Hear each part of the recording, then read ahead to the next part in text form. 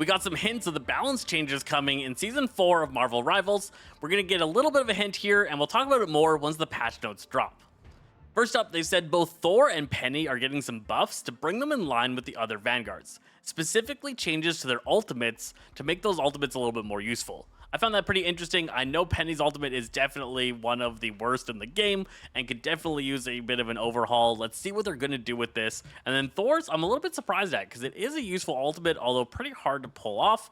I'm going to see what they're going to have to do to change this to make him feel more Vanguard-y because it's supposed to bring him in line with the other Vanguards.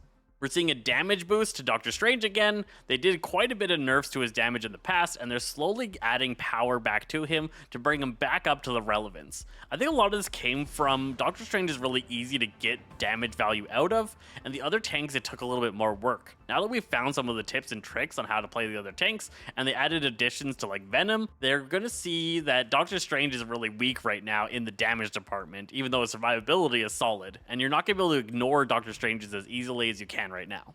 Speaking of tanks that do too much damage, Captain America and Emma Frost are both going to see some nerfs. This is going to be slight adjustments, they said, so nothing particularly crazy, but it should be a little bit more damage reduced from these two to make them more in line and easier to balance against the other tanks.